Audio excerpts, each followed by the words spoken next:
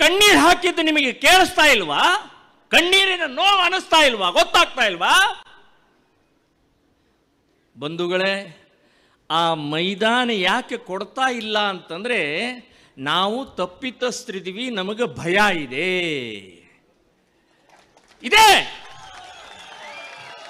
ಸ್ಪಷ್ಟ. ನಿಮಗೆ ಭಯ ಇಲ್ಲ,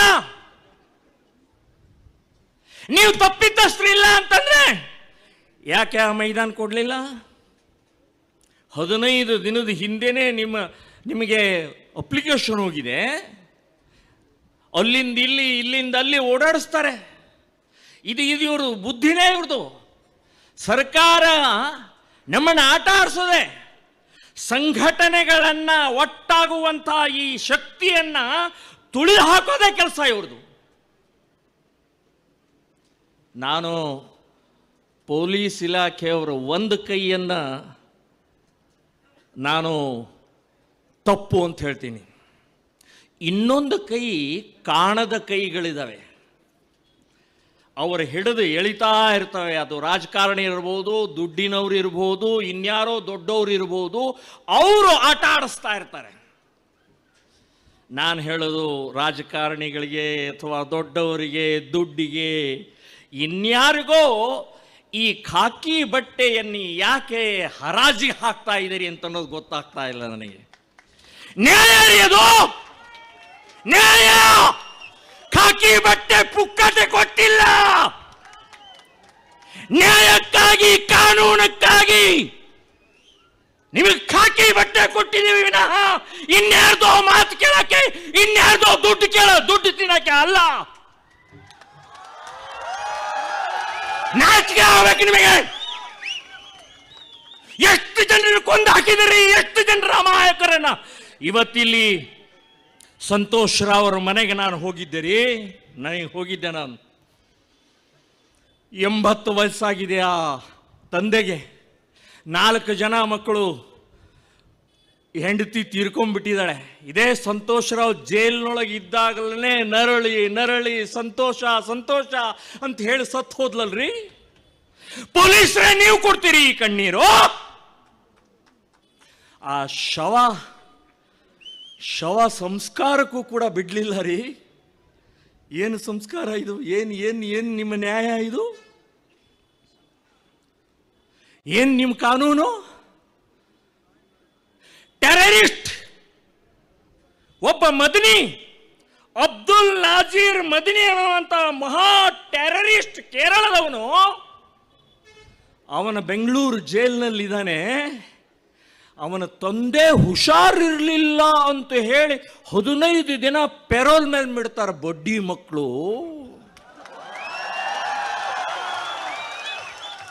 ಟೆರರಿಸ್ಟ್ 117 ಜನರ ಕೊಂದು ಹಾಕಿದಂತ ಮದನಿಗೆ ನೀವು ಹುಷಾರಿಲ್ಲ ಅವ್ರ ಅಪ್ಪನಿಗೆ ಅಂತ ಹೇಳಿ ಬಿಡ್ತೀರಿ. ಒಬ್ಬ ನಿರ್ದೋಷ ಸಂತೋಷ್ ರಾವ್ ಅವರ ತಾಯಿ ತೀರ್ಕೊಂಡಿದ್ದರ ಕೊನೆ ಮುಖ ನೋಡಕ್ ಬಿಡ್ಲಿಲ್ಲಲ್ರಿ ನೀವು. ಎಂಥ ನೀಚರಿದ್ದೀರಿ ನೀವು, ದ್ರೋಹಿಗಳಿದ್ದೀರಿ ನೀವು. ನಾನಲ್ಲ, ಈ ಹೋರಾಟಗಾರರ ಶಾಪ ನಿಮಗೆ ಕೊಡ್ತಾ ಇದ್ದೀನಿ. ನಿಮ್ಮ ತಾಯಿನೂ ಹೀಗೆ ಆ ಸಾಯಲಿ, ನಿನ್ನ ಮುಖ ನೋಡಕ್ಕಾಗಬಾರದು.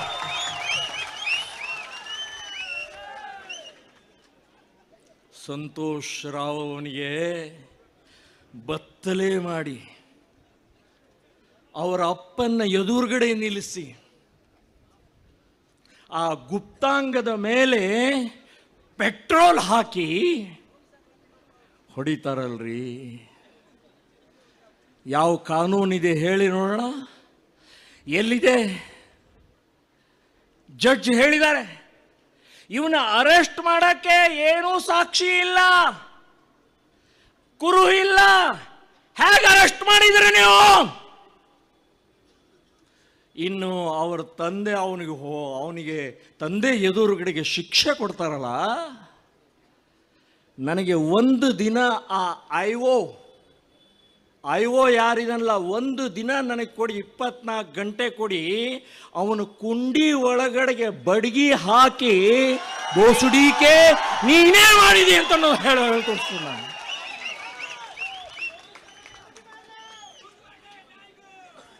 ಬಂಧುಗಳೇ, ಎಲ್ಲರಿಗೂ ಮಕ್ಕಳಿರ್ತಾರ್ರಿ, ಹೆಣ್ಣು ಮಕ್ಕಳಿರ್ತಾರೆ.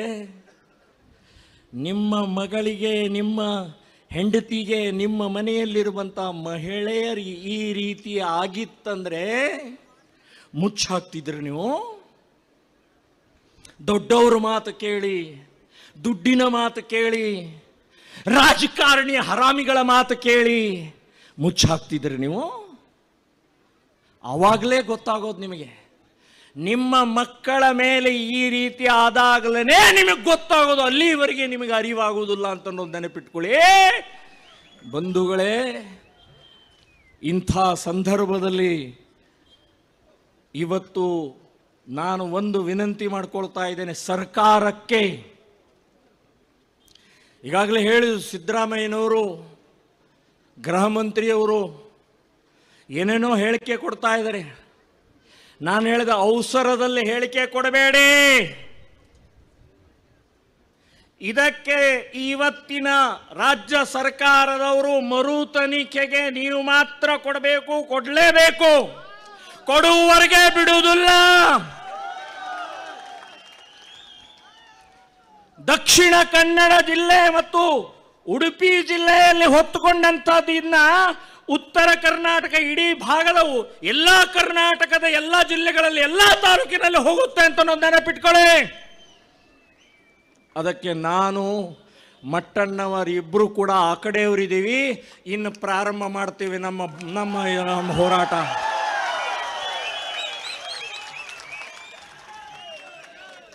ಇಡೀ ರಾಜ್ಯ ತುಂಬ ಹೋರಾಟ ಆಗತ್ತೆ.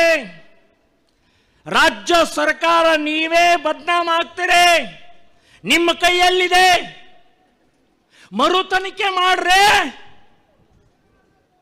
ಯಾಕೆ ಬಾಯಿ ಮುಚ್ಕೊಂಡಿದ್ದಾರೆ? ಆಗುವುದಿಲ್ಲ, ಮಾಡಕ್ಕಾಗೋದಿಲ್ಲ. ಯಾಕಾಗುವುದಿಲ್ಲ? ಅಡ್ವೊಕೇಟ್ ಈಗಾಗಲೇ ಹೇಳಿದ್ದಾರೆ ಅದರ ಸಂಬಂಧಪಟ್ಟಾಗಿ. ನಾನು ಹೇಳೋದು, ಮರು ತನಿಖೆಗೆ ರಾಜ್ಯ ಸರ್ಕಾರ ಕೊಡಲೇಬೇಕು ಅಂತನ್ನುವಂಥದ್ದು ಮೊದಲನೇ ಬೇಡಿಕೆ. ಇನ್ನು ಎರಡನೇದು, ಈ ಸಂತೋಷ್ ರಾವ್ ಮತ್ತು ನಮ್ಮ ಕುಸುಮಾವತಿ ಸೌಜನ್ಯಳ ಮನೆ ಉದ್ಧ್ವಸ್ತಾಗಿದೆ. ಸಂಬಂಧಿಕರು ಬರ್ತಾ ಇಲ್ಲ, ಗೆಳೆಯರು ಬರ್ತಾ ಇಲ್ಲ, ಪರಿಚಯದವ್ರು ಬರ್ತಾ ಇಲ್ಲ. ಅವರನ್ನು ಎಲ್ಲಿ ಹೋದಲ್ಲೆಲ್ಲ ಸಂಶಯದಿಂದ ನೋಡ್ತಾ ಇದ್ದಾರೆ.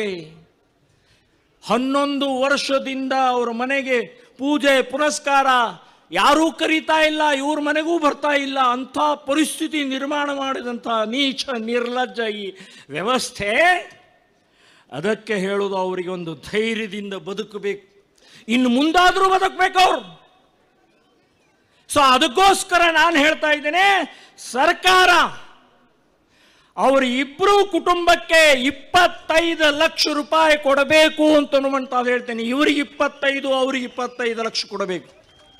ಪುಕ್ಕಟೆ ಕೊಡ್ತಾ ಇಲ್ಲ. ನೀವು ಮಾಡಿದಂತ ಅಪರಾಧಕ್ಕೆ ನಿಮ್ಮ ಜೇಬಿನಿಂದ ಕೊಡ್ತಾ ಇಲ್ಲ. ನಮ್ಮ ಟ್ಯಾಕ್ಸಿನ ದುಡ್ಡು ನಿಮ್ಮ ಹತ್ರ ಇದೆ, ಅದನ್ನೇ ಕೊಡಿ ಅಂತ ನಾನು ಹೇಳ್ತಾ ಇದ್ದೇನೆ. ನಾನು ಇನ್ನೊಂದು ಇದರ ಜೊತೆಗೆ ನಾನು ಸೇರಿಸ್ತಾ ಇದ್ದೀನಿ.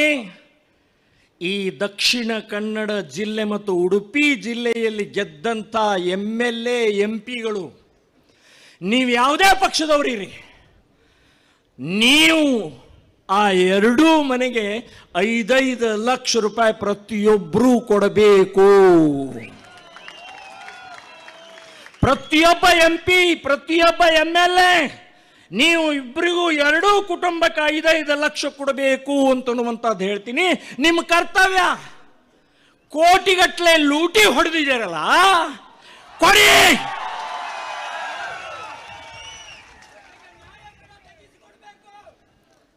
ಆ ಎರಡೂ ಮನೆ ಬದುಕು ಹಂಗೆ ಮಾಡ್ರಿ. ಇದು ನ್ಯಾಯಕ್ಕಾಗಿ ಹೋರಾಟ ಅಂತೂ ನಾವು ಬಿಡುವುದಿಲ್ಲ ಅಂತ ಅನ್ನೋದು ಗೊತ್ತಿದೆ.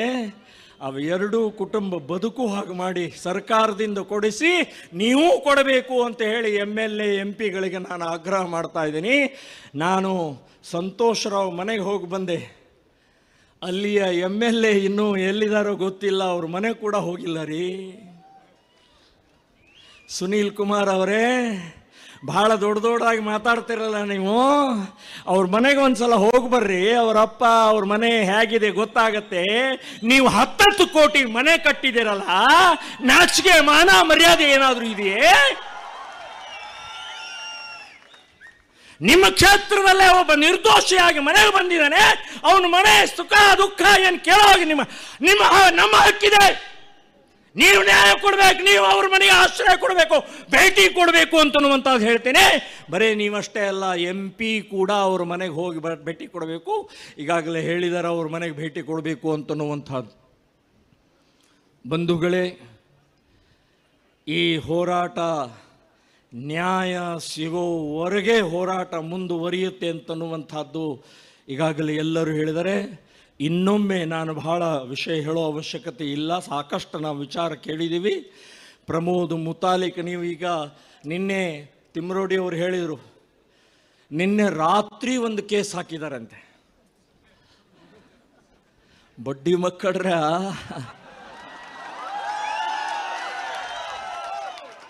109 ಕೇಸ್ ಹಾಕೊಂಡವ ನಾನಿದ್ದೀನಿ ಇಲ್ಲಿ.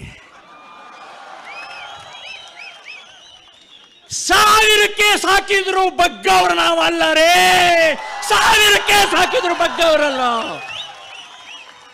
ಕೇಸಿಗೆ ಹೆದರಿಸ್ತೀರಿ, ಕೇಸಿನಿಂದ ಹೆದರಿಸ್ತೀರಿ, ಜೈಲಿಗೆ ಹೆದರಿಸ್ತೀರಿ.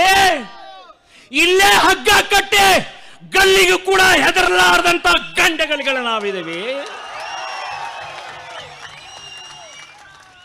ತಿಮ್ಮರೋಡಿಯವರಿಗೆ ಹೆದರಿಸೋದು ಬಿಡ್ರಿ, ನ್ಯಾಯ ಕೊಡಿಸುವಂಥದ್ದು ಏನು ಅಂತನ್ನೋದು ಯೋಚನೆ ಮಾಡಿ ಅಂತನ್ನುವಂಥದ್ದು ಹೇಳ್ತಾ ಇದ್ದೇನೆ ನಾನು. ನ್ಯಾಯ ಏನು, ಎಲ್ಲಿ, ಯಾಕೆ, ಇನ್ನು ಮೇಲೆ ಮನೆ ಮನೆ ಹೇಳುತ್ತೆ, ಹಳ್ಳಿ ಹಳ್ಳಿ ಹೇಳುತ್ತೆ, ಇಡೀ ರಾಜ್ಯ ಹೊತ್ಕೊಳ್ಳುತ್ತೆ ಅಂತನ್ನೋದು ನೆನಪಿಟ್ಕೊಳ್ಳಿ. ಇಡೀ ರಾಜ್ಯ ಹೊತ್ಕೊಳ್ಳುತ್ತೆ. ಕೇಸ್ಗಳನ್ನು ಹಾಕೋದು ಬಿಡ್ರಿ, ಒಟ್ಟಿಗೆ ಕೂತ್ಕೊಂಡು ಮುಖ್ಯಮಂತ್ರಿ ಗೃಹ ಮಂತ್ರಿಗೆ ಮರು ತನಿಖೆ ಮಾಡಿ ನ್ಯಾಯ ಸಿಕ್ಕೇ ಸಿಗುತ್ತೆ ಅಂತನ್ನುವಂಥ ವಿಶ್ವಾಸ ನಮಗಿದೆ ಅಂತನ್ನುವಂಥ ವಿಚಾರವನ್ನು ಹೇಳಿ, ಕುಸುಮ ತಾಯಿ, ಆ ಮಹಾ ತಾಯಿಗೆ ನಾನು ಹೇಳ್ತೀವಿ, ಇಡೀ ರಾಜ್ಯದ ಹೆಣ್ಣು ಮಕ್ಕಳು ನಿಮ್ಮ ಜೊತೆಗೆ ನಾವೆಲ್ಲರೂ ಇದ್ದೀವಿ.